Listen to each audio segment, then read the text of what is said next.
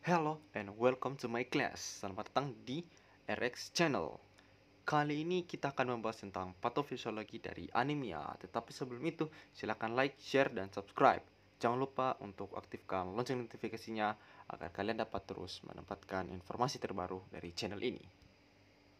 Sedangkan untuk pembawa materinya sendiri, yaitu bernama Kristianti Keisha Madaun.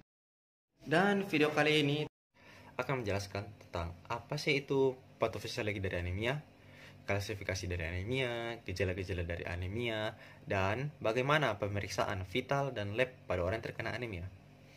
Dan hal-hal yang telah saya sebutkan tadi akan disampaikan oleh teman saya. Mari kita dengarkan dengan baik. Patofisiologi anemia. Patofisiologi dari penyakit anemia itu sendiri terbagi dalam 3 bagian.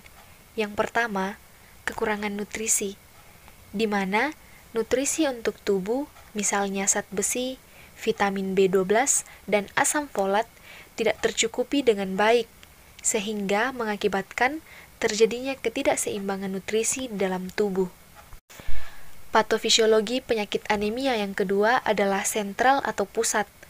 Hal ini disebabkan oleh adanya gangguan fungsi sumsum tulang, di antaranya mengakibatkan anemia penyakit kronis yang menyebabkan terjadinya peradangan seperti infeksi, penyakit autoimun, kanker, dan penyakit gagal ginjal yang kronis.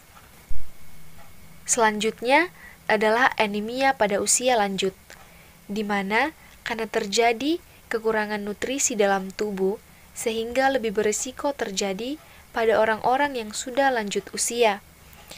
Dan yang terakhir adalah gangguan sumsum tulang ganas yang mengakibatkan sakit kepala, pingsan, atau tidak sadarkan diri, dan bahkan kesulitan dalam berjalan.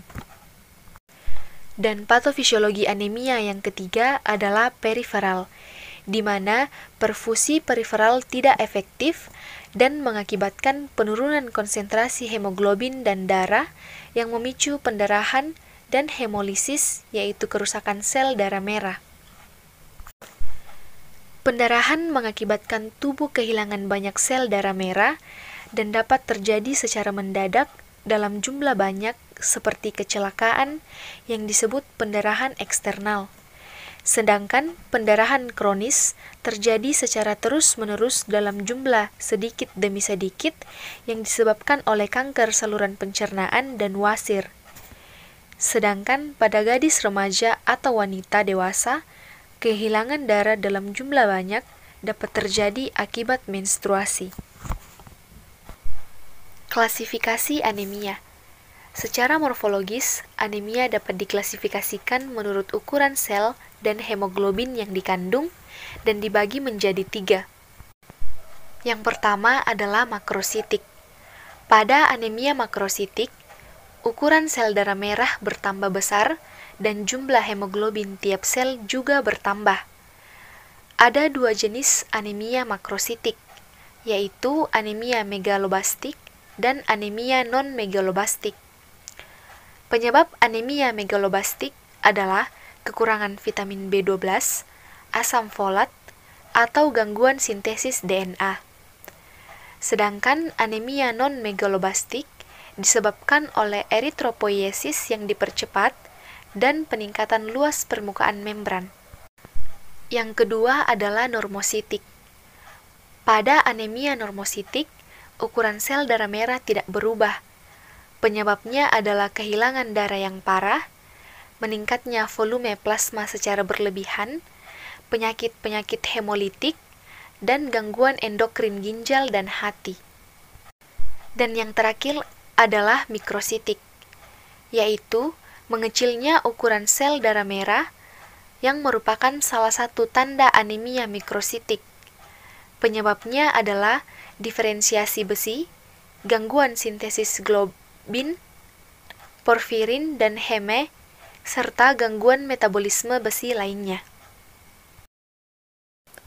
Subjek atau yang biasa kita kenal dengan gejala dan tanda-tanda dari penyakit anemia. Gejala dari penyakit anemia itu sendiri antara lain toleransi latihan menurun, kelelahan, pusing, sifat lekas marah. Adapun tanda-tanda dari penyakit anemia, yaitu takikardia, kelihatan pucat, dan yang paling menonjol ada pada konjungtiva, penurunan ketajaman mental, peningkatan intensitas beberapa denyut katup jantung, rasa getaran yang berkurang atau kelainan gaya berjalan pada kekurangan vitamin B12. Pemeriksaan objek atau yang biasa disebut dengan pemeriksaan vital dan lab pada penyakit anemia.